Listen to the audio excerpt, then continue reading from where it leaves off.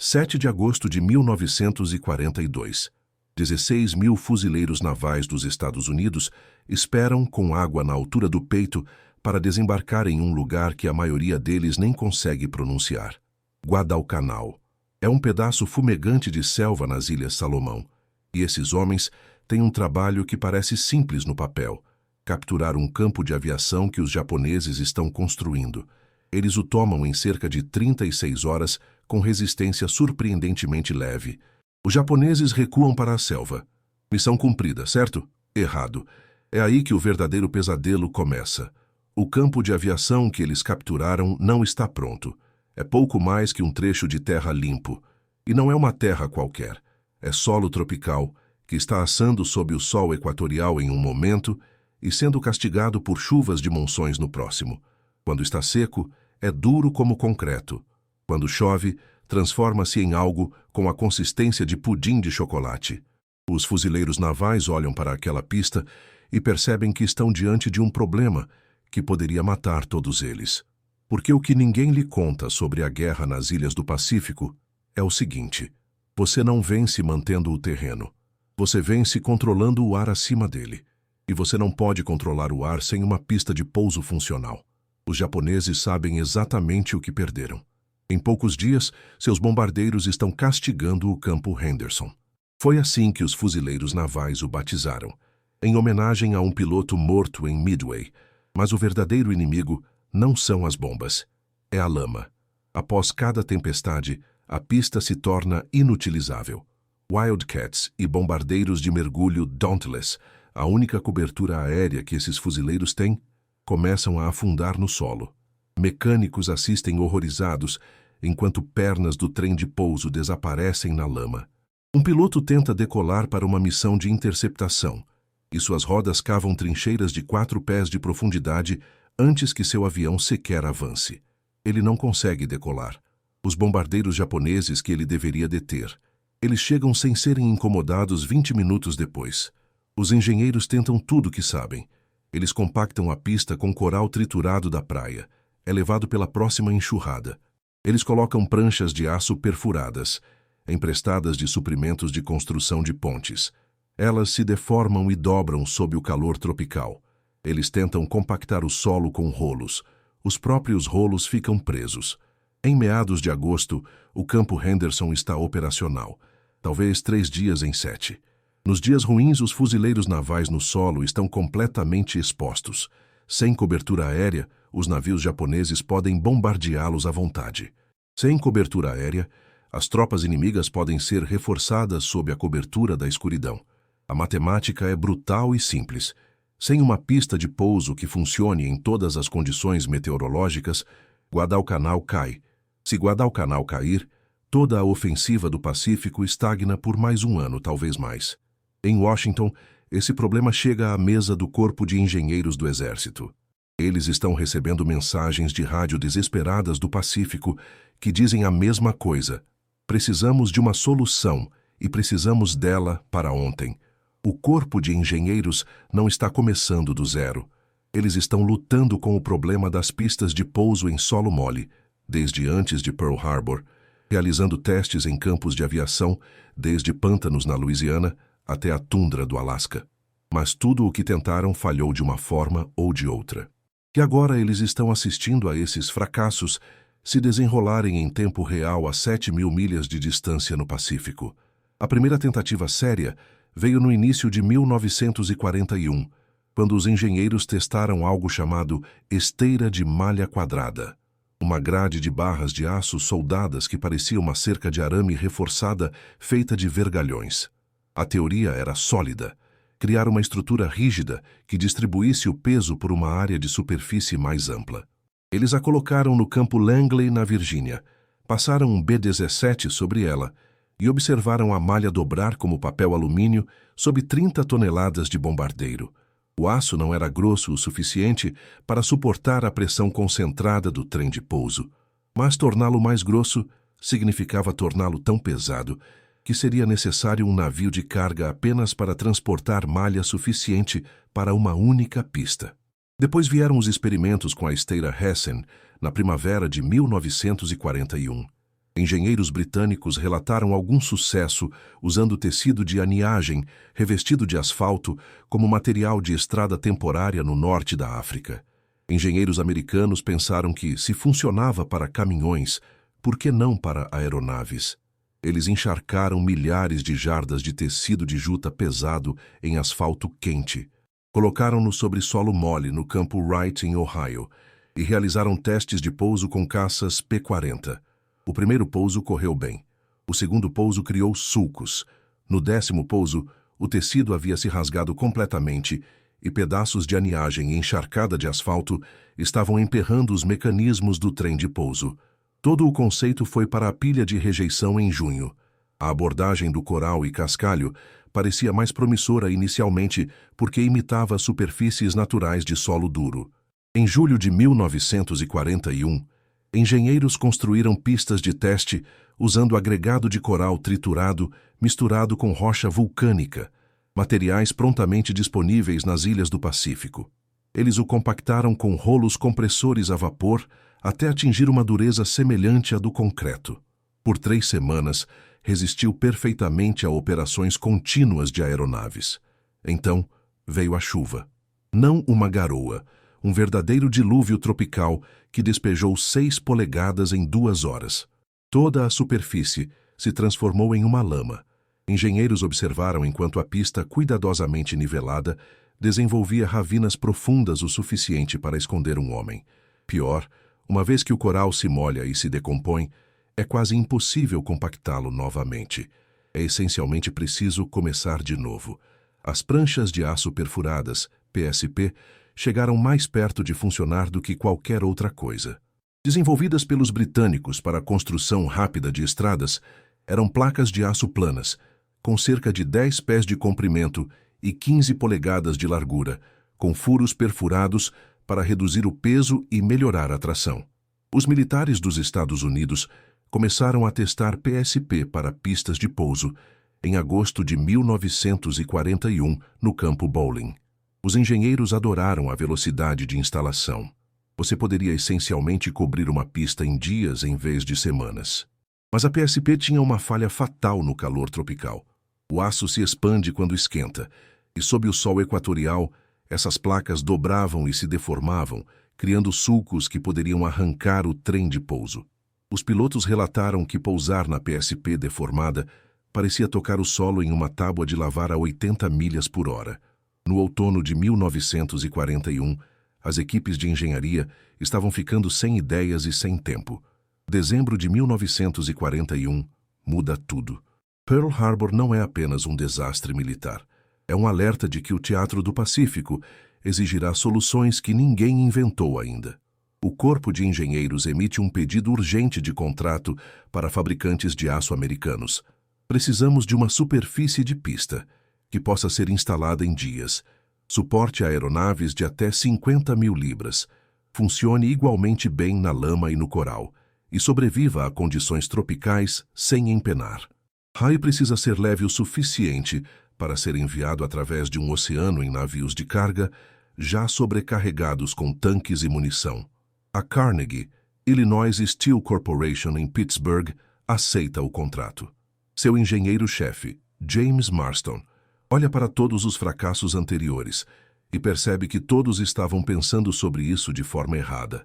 Eles estavam tentando criar uma superfície que imitasse concreto ou terra compactada. A percepção de Marston é mais simples. Não lute contra a lama. Flutue sobre ela.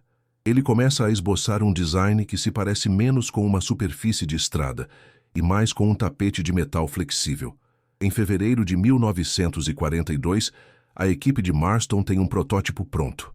É uma prancha de aço medindo exatamente 10 pés de comprimento e 15 polegadas de largura, mas todo o resto é revolucionário.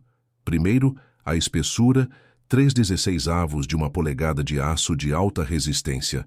Isso é grosso o suficiente para resistir à flambagem sob carga, mas fino o suficiente para que cada prancha pese apenas 66 libras. Pesado o suficiente para que 2 homens possam colocá-la na posição sem máquinas. Os engenheiros perfuram fileiras de orifícios em toda a superfície, criando um padrão que se parece quase com um ralador de queijo industrial. Estes não são decorativos. Cada orifício serve a 3 propósitos. Reduz o peso em aproximadamente 30%. Permite que a água escoe em vez de empoçar no topo e cria bordas que dão aos pneus das aeronaves algo para agarrar. Mas o verdadeiro gênio está nas bordas. Ambos os lados longos de cada prancha têm recursos de intertravamento, que a equipe de Marston passou meses aperfeiçoando. Uma borda tem um lábio levantado, com uma extremidade enganchada que se curva para cima. A borda oposta tem um canal correspondente. Quando você coloca 2 pranchas lado a lado, o gancho desliza para o canal e trava. Não com parafusos ou soldas, apenas pressão mecânica. A conexão é forte o suficiente para que uma aeronave de 50.000 libras possa rolar pela emenda sem que a prancha se separe. Mas também é flexível o suficiente para que todo o tapete possa dobrar e se adaptar a terrenos irregulares sem se quebrar. As extremidades curtas de cada prancha têm um sistema de intertravamento diferente. Uma simples junta sobreposta onde a extremidade de uma prancha desliza sob a próxima.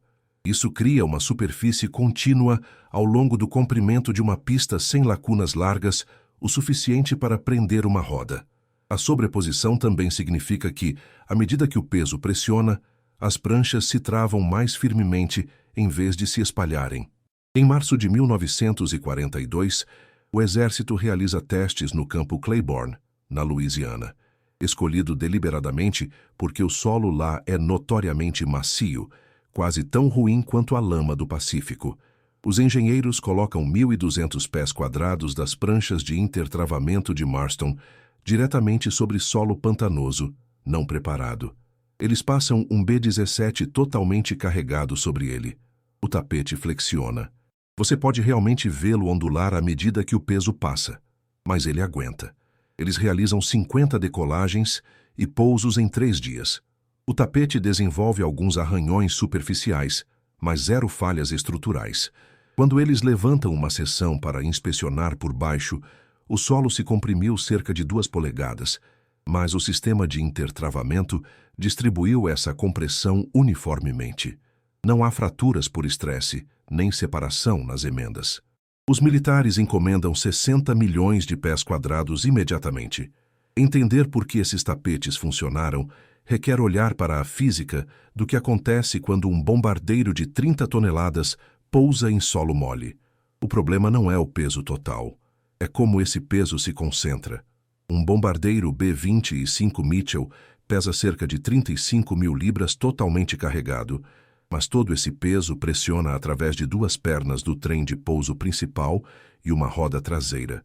Cada trem principal tem 2 pneus, o que significa que você está concentrando 35.000 libras em aproximadamente 4 pés quadrados de área de contato.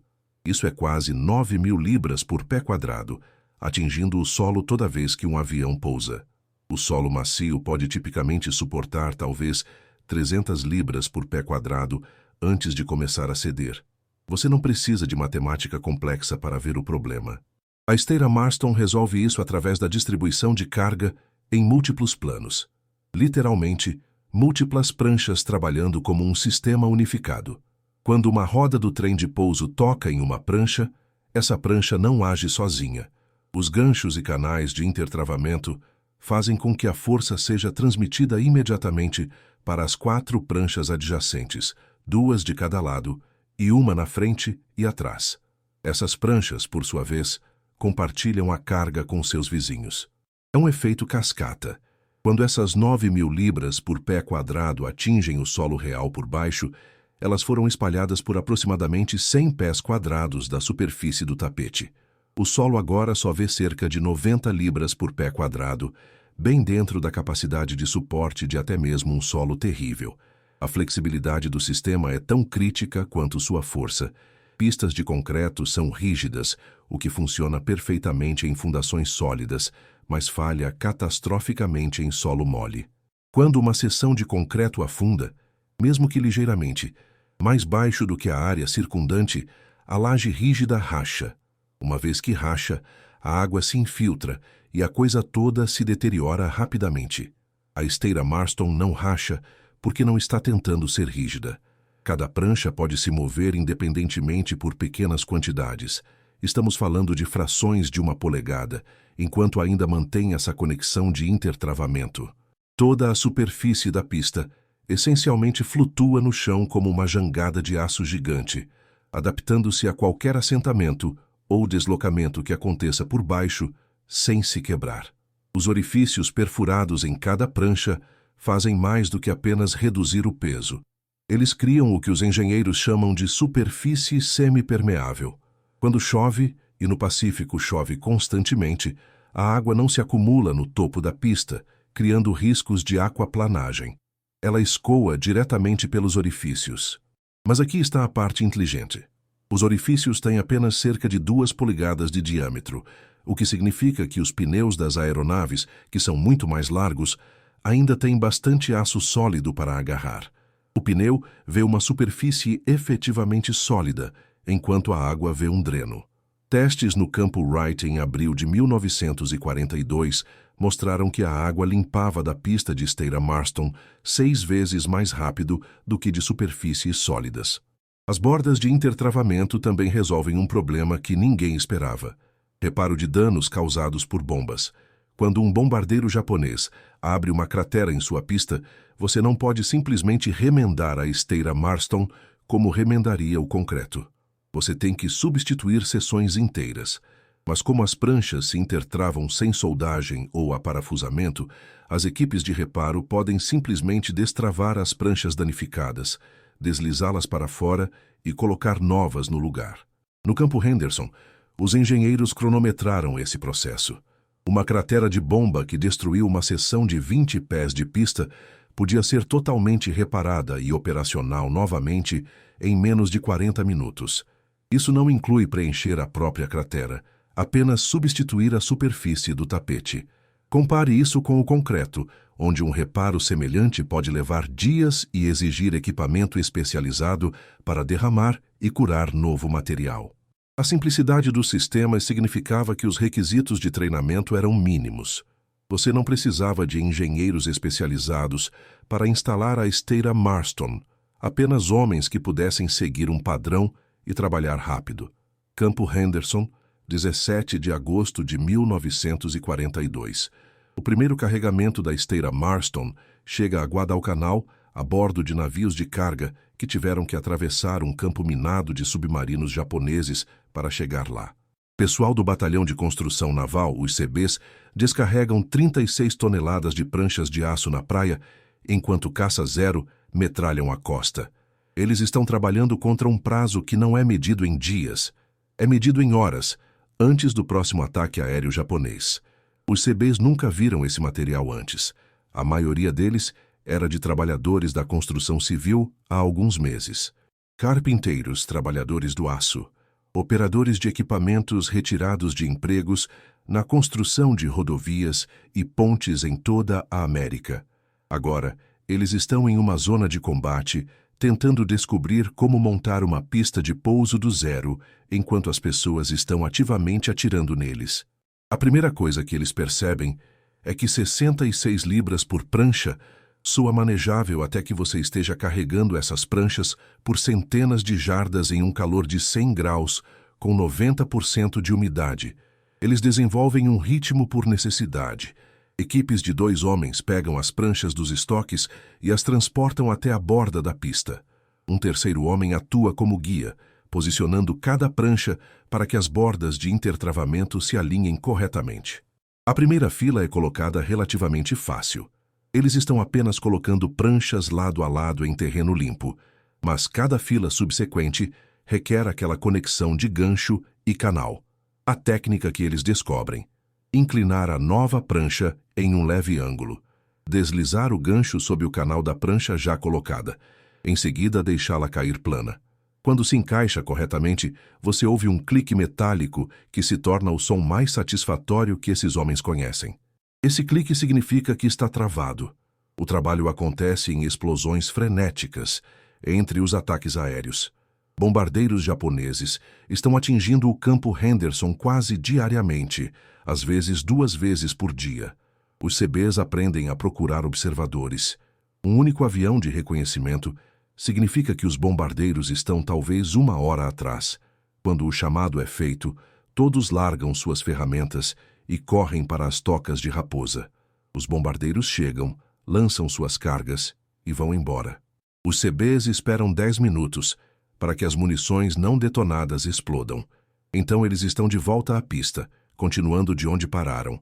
Se uma bomba atinge a seção que eles já concluíram, eles destravam as pranchas danificadas e as substituem.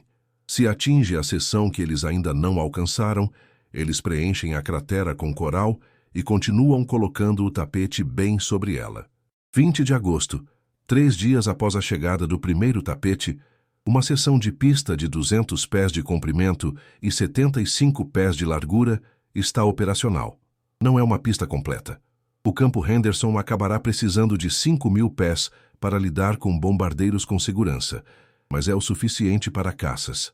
Naquela tarde, 19 caças Wildcat e 12 bombardeiros de mergulho Dauntless chegam do porta-aviões Enterprise.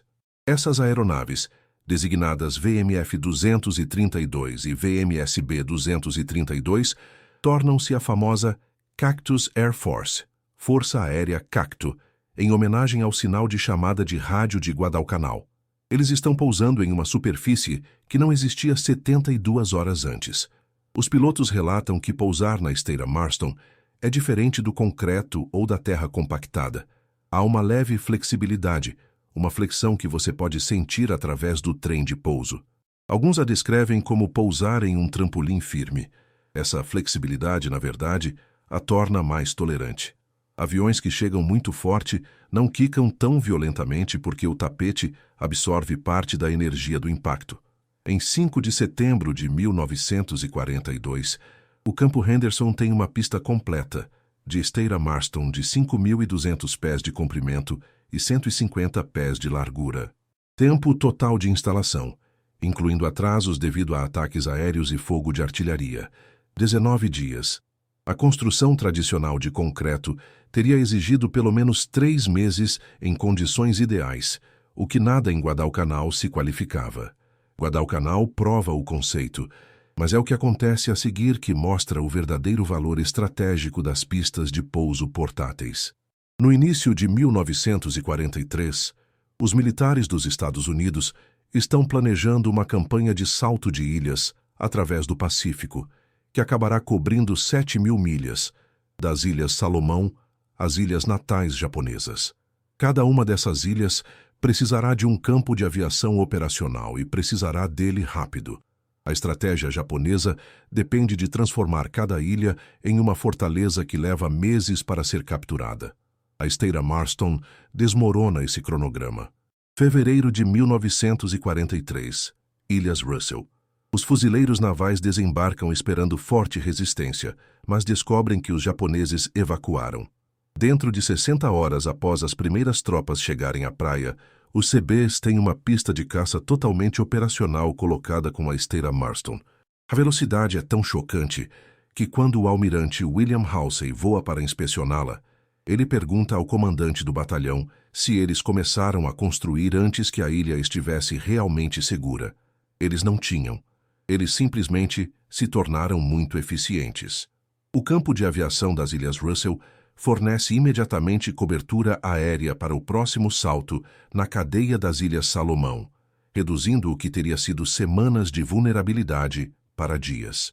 Ponta Munda na Ilha Nova Geórgia. Agosto de 1943. Este é diferente porque os japoneses ainda estão lá, entrincheirados em bunkers com vista para o local do campo de aviação. Os CBs colocam a esteira Marston sob fogo direto. Eles desenvolvem táticas que parecem suicidas, mas de alguma forma funcionam. Metade do batalhão coloca pranchas, enquanto a outra metade fornece fogo de cobertura com rifles e metralhadoras. As baixas são significativas. 14 homens mortos, 47 feridos. Mas a pista fica operacional em 11 dias. Caças Corsair dos fuzileiros navais começam a voar missões de Munda, enquanto franco-atiradores japoneses ainda estão sendo retirados do perímetro. Novembro de 1943, Bougainville. É aqui que os militares começam a experimentar a pré-fabricação. Em vez de colocar pranchas individuais, engenheiros na Austrália começam a pré-montar seções de esteira Marston em painéis medindo 50 pés por 15 pés. Essas seções gigantes são carregadas em LSTs, navios-tanque de desembarque, e transportadas intactas. Quando os LSTs chegam à praia em Bougainville, guindastes levantam essas seções pré-montadas diretamente para o terreno preparado. Uma pista que teria levado 2 semanas para ser instalada, prancha por prancha, é colocada em 4 dias. Em dezembro, Bougainville tem 3 pistas completas de esteira Marston, formando um padrão de triângulo que permite decolagens e pousos simultâneos, independentemente da direção do vento. Os números de produção da esteira Marston contam a história de quão central essa tecnologia se tornou. Em 1942, a Carnegie, Illinois e 9 outros fabricantes de aço produziram 8 milhões de pés quadrados. Em 1943, a produção atinge 40 milhões de pés quadrados. Em 1944, são 60 milhões de pés quadrados anualmente, o suficiente para construir uma pista de pouso de Nova York a Filadélfia, se você a colocasse de ponta a ponta. Os militares estão usando tanta esteira Marston que isso cria uma escassez de aço para outros programas. A produção de tanques é temporariamente reduzida porque os fornos são priorizados para a esteira de pista. Janeiro de 1945, Golfo de Lingayen, nas Filipinas. Esta operação usa a esteira Marston de uma forma que ninguém pretendia originalmente. Engenheiros a colocam em praias arenosas para criar cais e estradas instantâneas para caminhões de suprimentos. Eles descobrem que o tapete funciona tão bem para distribuir cargas de veículos com rodas quanto para aeronaves. Comboios de suprimentos que normalmente atolariam na areia da praia agora podem dirigir diretamente de lanchas de desembarque para depósitos de suprimentos no interior. Fevereiro de 1945. Iwo Jima. Esta pode ser a instalação de esteira Marston mais famosa da guerra, embora poucas pessoas a reconheçam. A cinza vulcânica em Iwo Jima é tão fina e solta que é como tentar construir sobre açúcar em pó. O concreto não cura corretamente, porque a cinza se mistura a ele. Terra compactada é impossível porque não há terra, apenas cinza. A esteira Marston se torna a única opção viável. Os CBs a colocam em todos os 3 campos de aviação da ilha, enquanto a batalha pelo Monte Suribachi ainda está em curso. A guerra termina em agosto de 1945, e os planejadores militares presumem que a esteira Marston estará obsoleta em meses. Tempo de paz significa que você pode levar seu tempo construindo pistas de concreto adequadas. O aço é armazenado em depósitos em todo o Pacífico, milhares de toneladas dele esperando em armazéns para serem desmantelados ou vendidos. Então, 25 de junho de 1950 acontece. A Coreia do Norte invade a Coreia do Sul e, de repente, os militares dos Estados Unidos estão correndo para estabelecer superioridade aérea em um teatro onde a infraestrutura mal existe. Aqueles estoques de esteira Marston são retirados do armazenamento. O terreno da Coreia é completamente diferente das ilhas do Pacífico, montanhoso, com invernos rigorosos e solo que congela completamente. Engenheiros se perguntam se o tapete projetado para selvas tropicais funcionará em temperaturas abaixo de 0. Eles descobrem rapidamente que o aço se torna quebradiço em frio extremo, mas o design de intertravamento ainda se mantém. A flexibilidade que fez o tapete funcionar em solo mole também o faz funcionar em solo congelado. Quando o solo congela e se expande, o tapete flexiona para cima. Quando descongela e se contrai, o tapete se acomoda novamente, sem rachaduras, sem separação. O campo de aviação de Kimpo, perto de Seul, torna-se o caso de teste. Setembro de 1950. O campo de aviação está em ruínas. As forças norte-coreanas destruíram as pistas de concreto antes de recuar. Engenheiros da Força Aérea dos Estados Unidos colocam a esteira Marston bem sobre o concreto quebrado, criando uma pista operacional em 72 horas. Caças F-80 e 6 Sabre começam a voar missões de combate de quimpo, enquanto equipes de reparo de concreto ainda estão usando marteletes em escombros nas seções adjacentes. A Guerra da Coreia vê 38 campos de aviação usando a esteira Marston, e os militares começam a chamá-la por uma nova designação, PSP, pranchas de aço perfuradas. O nome esteira Marston desaparece do uso oficial, mas a tecnologia permanece idêntica. Vietnã, 1965. O tapete aparece novamente, agora com quase 25 anos. Parte dele é literalmente as mesmas pranchas de aço usadas em Guadalcanal, ainda funcionais após 2 décadas. Engenheiros o colocam em locais como Da Nang e Bien Hoa, criando plataformas de dispersão para helicópteros e áreas de expansão para pistas existentes.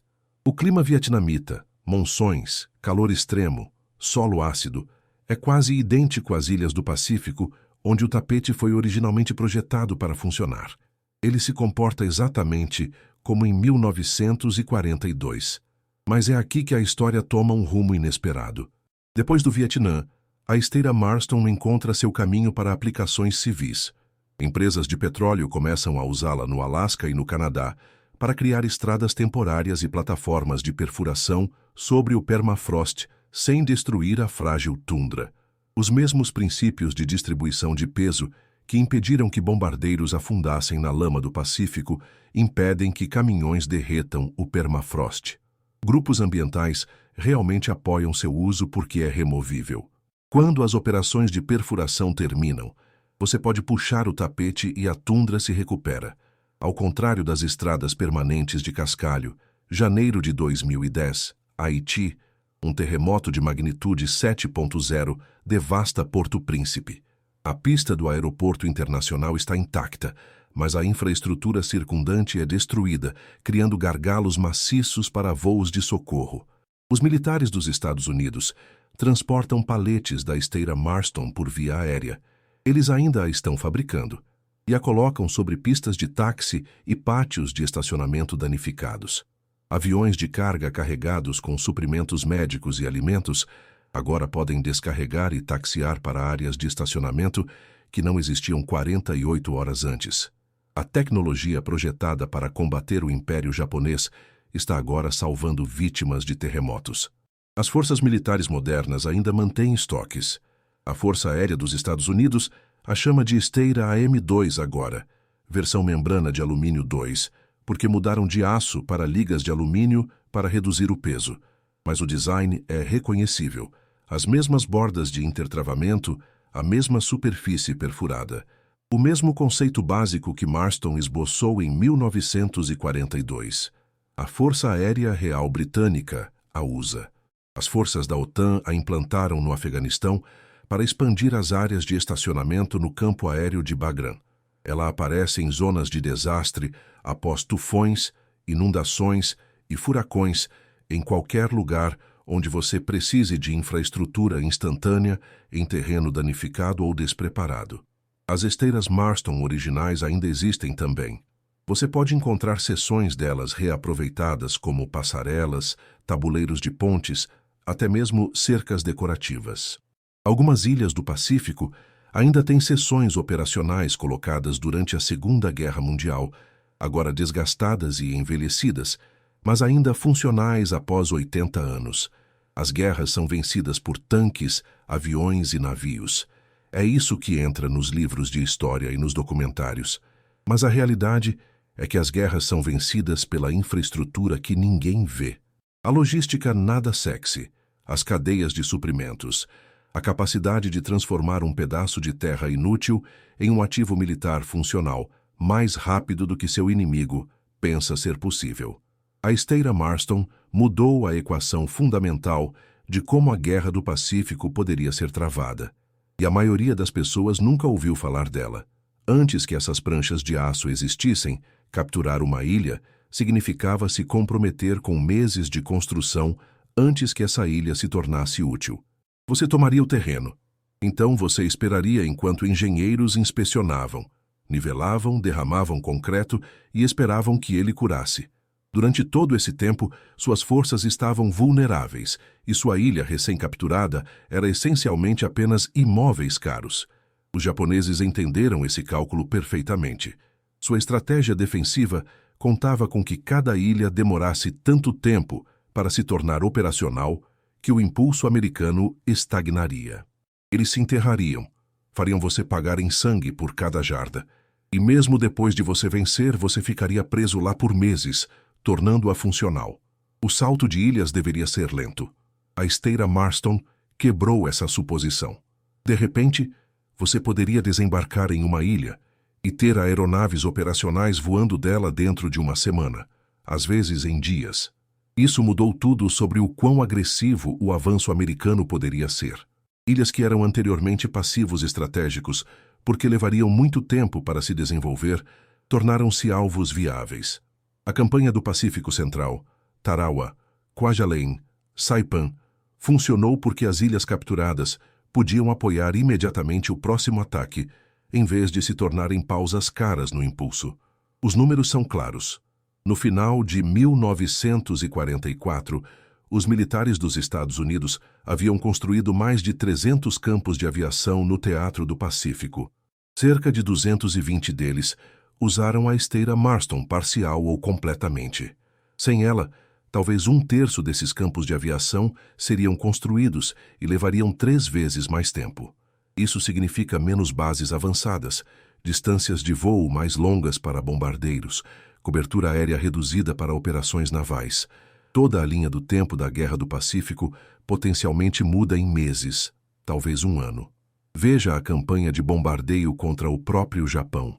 Os ataques do B-29 Super Fortress, que acabaram forçando a rendição japonesa, voaram principalmente das Marianas, Saipan, Tinian e Guam. Essas ilhas foram capturadas no verão de 1944. Em novembro de 1944, apenas 5 meses depois, eles estavam lançando ataques de bombardeio maciços contra Tóquio. Isso só é possível porque os engenheiros puderam colocar pistas de esteira Marston capazes de lidar com o bombardeiro mais pesado do arsenal americano em questão de semanas. A construção tradicional de concreto teria significado que esses ataques começariam em meados de 1945, o mais cedo possível, mudando completamente o cálculo do final do jogo da guerra. Há uma lição mais ampla aqui sobre inovação sob pressão. A Carnegie, Illinois, não inventou algum material exótico novo ou processo de fabricação revolucionário. Eles apenas olharam para as técnicas de fabricação de aço existentes e fizeram perguntas melhores. Como você cria força sem rigidez? Como você cria leveza sem fraqueza?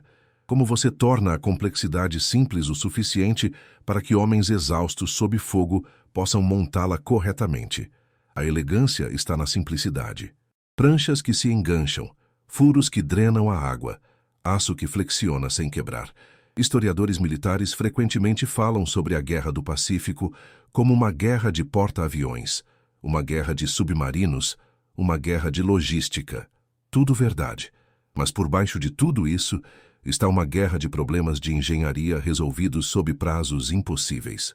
Marston e sua equipe na Carnegie, Illinois, provavelmente salvaram mais vidas e encurtaram a guerra de forma mais eficaz do que qualquer sistema de armas isolado. Não através da destruição, mas através da construção.